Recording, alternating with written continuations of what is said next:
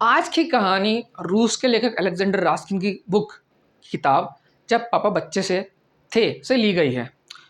ये किताब उन्होंने अपनी बेटी साशा के लिए लिखी थी जब वो बीमार थी। उनका पर्पस अपने बचपन की कहानियों के थ्रू अपनी बेटी का दिल बहलाना था, ताकि वो जो बीमारी में जो दर्द होता है उसको भुलाकर अपने आने वाली ज़िंदगी पर फोकस कर सके। तो इन कहानियों का पर्पस भी यही है, आप अपने बचपन की यादों में खोकर और अच्छी-अच्छी यादों को सँजोकर अपना भविष्य सुखद बनाइए। तो चलिए चलते हैं, आज की कहानी क्या है?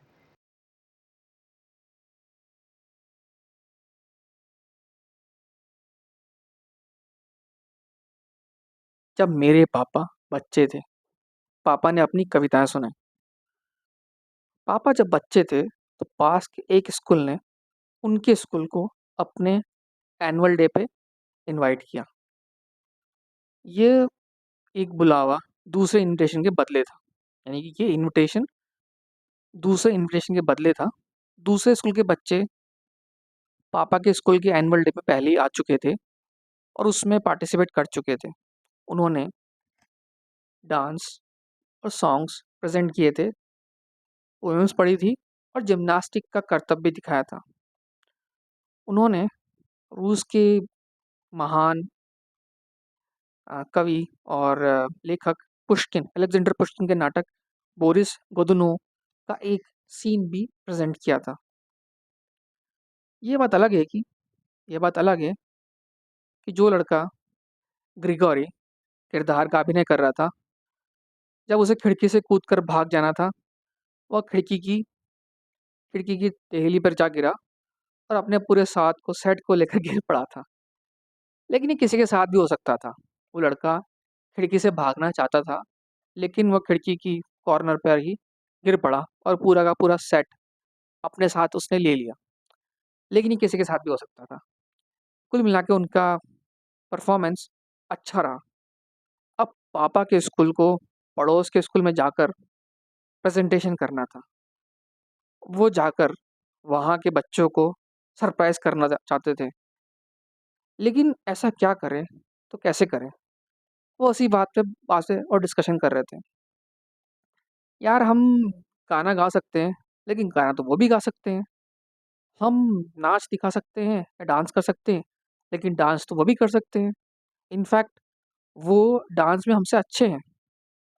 हाँ, हमारे जिम्नास्ट उनके जिम्नास्ट जैसे ही हैं, लेकिन हमारा पिरामिड अगर गिर जाता है, तो क्या हुआ? उनका तो नाटक में सारा सेट ही गिर पड़ा था। हम कविता बोल सकते हैं, मगर ये तो वो भी कर सकते हैं। हमारे पास ऐसा क्या है, जो उनके पास नहीं है? हर कोई ज़बरदस्त सोच में पड़ गया। सब एक दूसरे की तरफ देखने गए। हमारे यहाँ मीशा गुरबानोव है। आखिर में किसी ने कहा।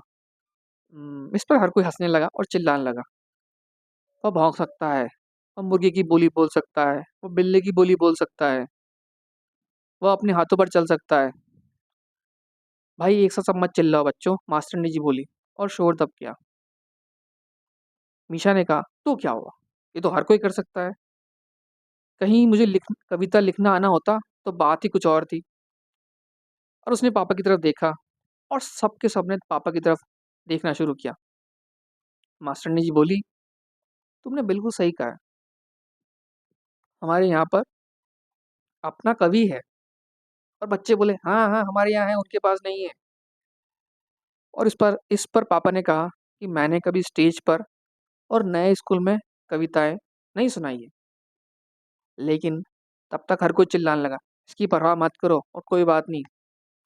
और मास्टरनी जी ने कहा, सब कुछ ठीक रहेगा। बस ये मत भूल जाना कि तुम पुष्किन नहीं हो, तुम एक महान पोएट पुष्किन नहीं हो। ये बात उन्होंने पापा को बहुत पहले भी कही थी और पापा इसको भूले नहीं थे। वह डरावना दिन आखिर आ ही गया। वह डरावना दिन आखिर आ ही गया। डर के मारे काँपते हुए पापा अपने स्कूल के जिम्नास्ट, डांसर्स और सिंगर्स के साथ एक नए स्कूल की तरफ चल पड़े। वो एक अजीब से स्टेज या नए स्टेज के साइड में खड़े होकर एक नए हॉल को देख रहे थे। वह नए लड़कों और नई लड़कियों से भरा हुआ था। फर्स्ट रो में एक नया प्रिंसिपल और सब नए मास्टर और मास्टरनियाँ बैठे हुए थे और वो सब अजीब सी आंखों से स्टेज की तरफ देख रहे थे और अजीब तरीके से हंस रहे थे। मेरे पापा की घबराहट और डर बढ़ता ही जा रहा था। अब तक आपने अंदाज़ा लगा लिया होगा कि हॉल बहुत ही नॉर्मल लड़के लड़कियों और टीचर से भरा हुआ था। वो बिल्कुल वो बिल्कुल ऐसे ही देख रहे थे स्टेज की तरफ देखकर, जैसे कि पापा के स्कूल में हर कोई करता है। इसमें कुछ नया नहीं था, वो भी वही कर रहे थे जो पापा के स्कूल में होता है हमेशा। लेकिन पापा को एक नई जगह पर स्टेज पर जाने में घबराहट का ऐसा दौरा पड़ा कि उन्हें हर चीज़ ही अजीब नगर नज़र आने लगी।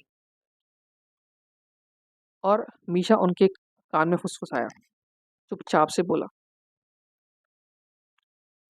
इस स्कूल में कोई खास बात नहीं है, बिल्कुल हमारे यहाँ जैसे लोग हैं, इनफैक्ट उससे भी बदतर, हमारा स्कूल बेटर है।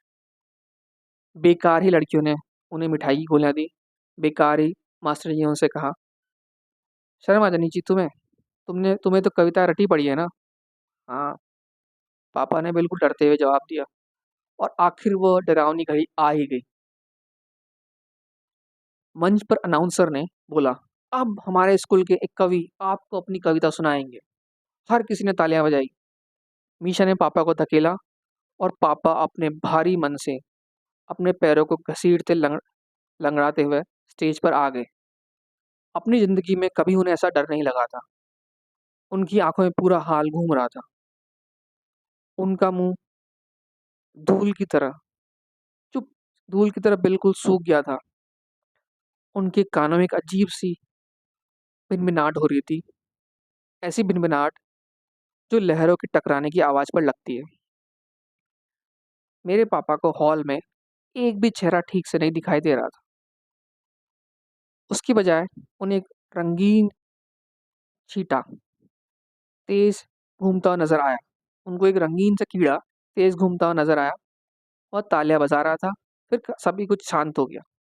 हर कोई उनकी कविता का वेट कर रहा था, मगर पापा वहां बस खड़े की खड़े ही रहे। बाद में मीशा ने बताया कि पापा पहले तो चादर की तरह सफेद खड़े हुए थे और फिर वो अचानक नीले पड़ गए, फिर वो हरे हो गए और उन पर सभी जगह लाल लाल लाल लाल चीजें छा गई। उनका चेहरा लाल हो गया। देखते तुम भी, मीशा सबको बोलता है। ऐसा लग रहा है जैसे कोई आतिशबाजी हो रही है। बाजी लगा लो, शर्तें लगा लो, अगर उस स्कूल में कोई ऐसा कर ले।